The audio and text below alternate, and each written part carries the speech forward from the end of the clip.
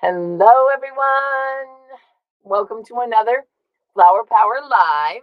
Now, today's plant is commonly found when we're doing an internet search underneath the cooperative extension weed control heading on your local website.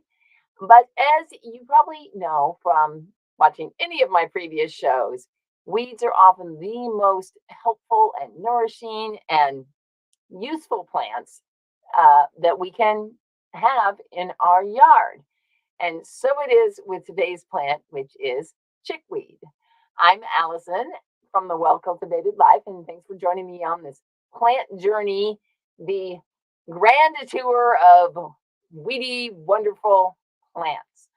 So, chickweed is an abundant, small, vigorous growing plant that is loved by herbalists and foragers, but really hated by turf managers and horticulturists because it is abundant and because it does like to grow a lot. And that's partly because it has the ability to sprout and uh, flower in the spring, make seeds, and then those seeds will regrow in the fall. So it kind of has like a double season. It doesn't really like the hot summer.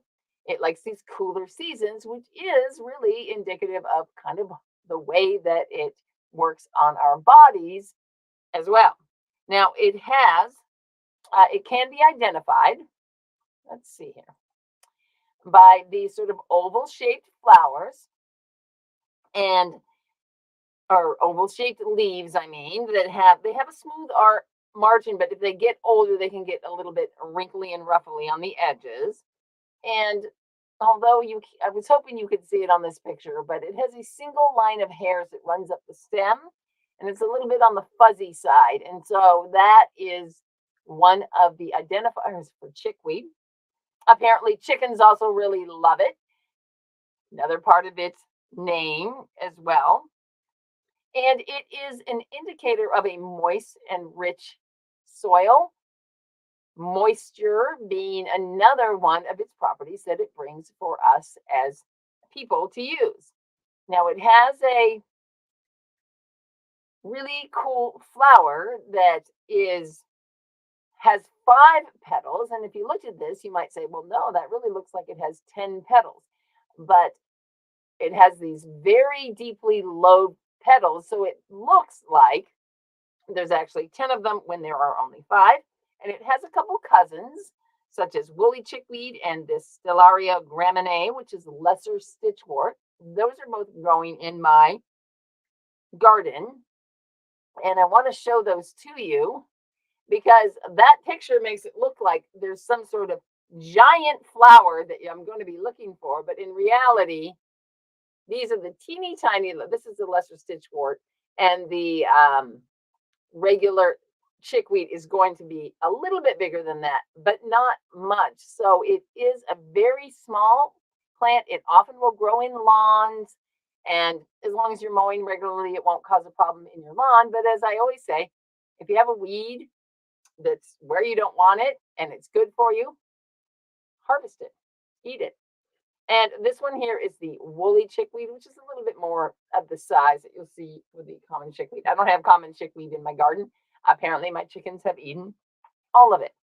So now chickweed is loved, like I said, by foragers because it's a very nourishing edible and it has a bit of a sweet flavor to it, which is very nice in those early spring, cleansing salads that we've talked about a couple times this year because those other plants tend to be very bitter in taste. And the other thing is that it's high in all kinds of nutrients. It has magnesium, calcium, zinc, manganese, potassium, and iron, as well as vitamins A and C.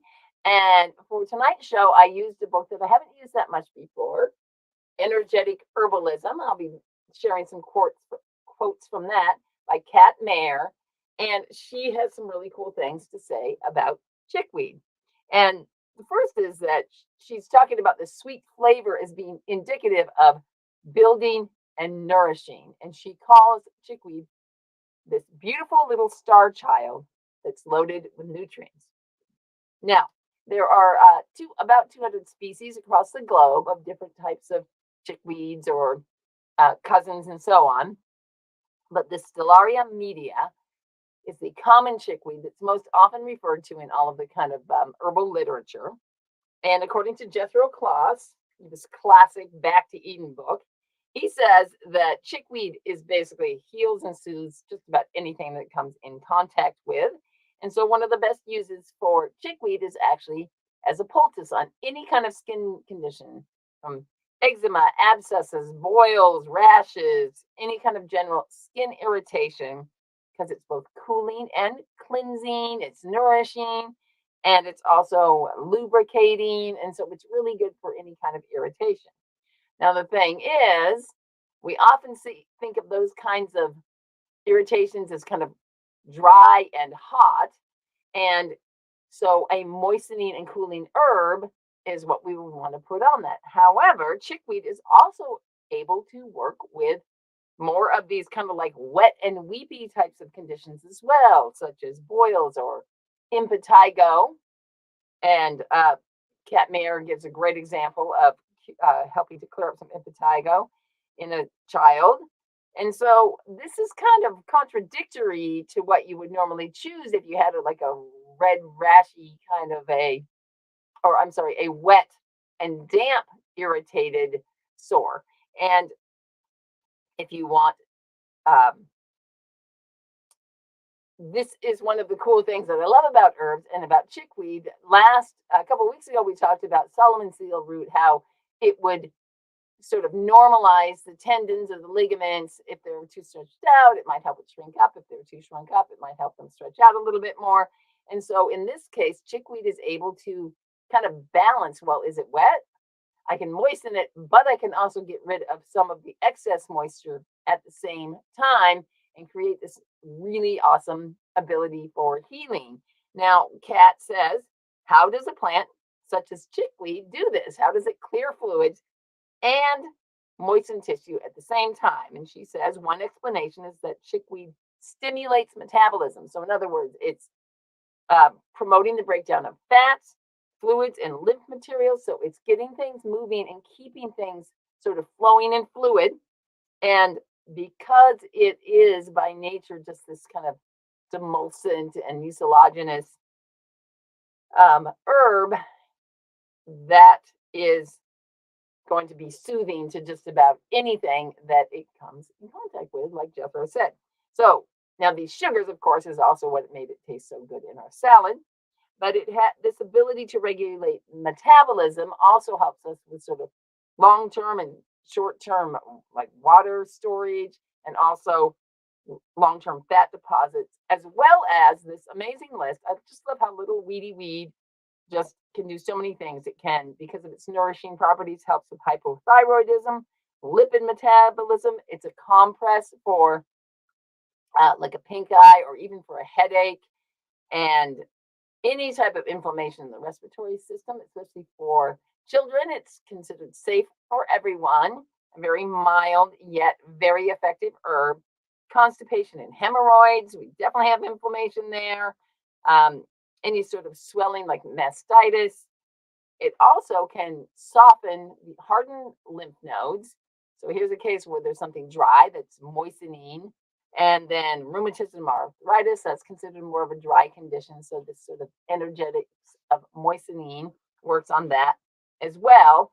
And then also as a drying agent, which means like if you got a sliver or something and you wanted to be able to draw it out, or if you had pus, you could use a salve to help pull that out as well. And she says, this is the spirit medicine of chickweed, dissolution of boundaries and clearing of toxic energies. And of course, anytime we're talking about plant energies, it always brings us to the flower essence. So the flower essence is really for promoting happiness within one's self. And this is an essence, according to Lichen Flower Essence. It is an essence for being fully present in the joy of the moment. With chickweed, one can set aside worries and concerns appropriately to enjoy life's happy moments. So, this is really good for people who worry so much that they can't even have fun when something fun is happening. That is a great chickweed kind of person. They might get really stuck in their own negativity and they need to be able to just let go of that and allow their happiness and joy to happen in the moment. It also, according to Whispering Roots Apothecary, is useful for those who constantly seek approval from others or attract lower vibrational relationships. The spirit of brightness in these little flowers teach us that we are the beauty of stars, created in divine light and ever wrapped in love. I love that.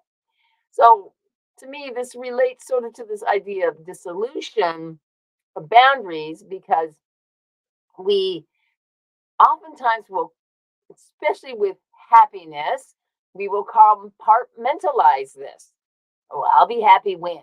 I can be happy if this condition is met, and so on. So, by being able to kind of dissolve those boundaries, we can allow happiness to sort of flow in and moisten our everyday life.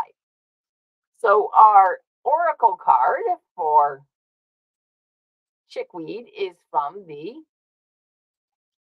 Soulflower Plant Spirit Oracle deck, and that's mysoulflower.com. These beautiful hand painted images of different herbs. And the word for chickweed that she has is tolerance. It says chickweed is tough and knows her power. She knows how to shine despite challenges and tough circumstances. As a weed, chickweed can take a lot of trampoline and still survive. So, when you need to make a difficult decision, chickweed will help strengthen your self confidence and understanding so you can tap into your own inner wisdom, grace, and compassion. Okay, so what does this have to do with tolerance, right? Well, tolerance kind of has a couple different meanings, doesn't it? It has the ability to put up with something that we don't like, or from a gentler perspective, the ability to sort of accept things that are different from what we expect them to be. But when we say I'm tolerating something, it definitely has this tinge of discomfort in it that, you know, not the same as I'm fully accepting of what's going on in this situation. So, hold on, let me move this off of here.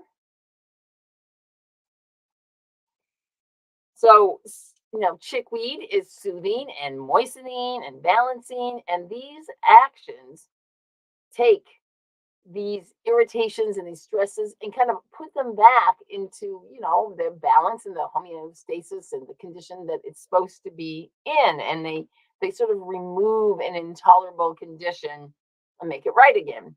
And this is a wonderful formula for improving our state of happiness, right? If we can remove something that's irritating us, we are going to be more soothed and moistened and balanced. And this is sounds like an awesome situation to be in. So the question for this week is, what have you been tolerating that you can now bring into more balance in your life? Bring it into a little bit more alignment. And now this could be a physical condition that you've just kind of been putting up with.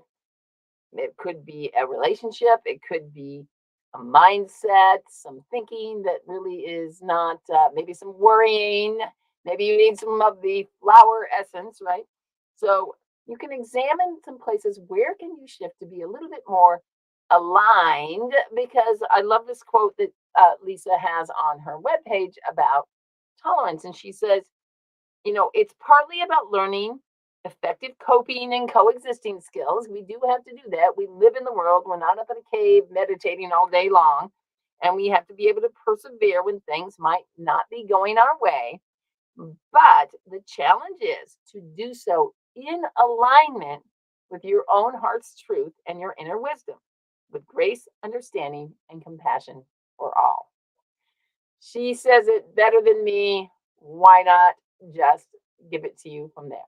So that is our message from chickweed this week. How can you be a little bit more soothing to yourself, bring a little bit more happiness in, let go of some things that you've been tolerating that perhaps you shouldn't be, and maybe have a little bit more tolerance for things that you've been allowing yourself to be irritated by. So thanks for joining me.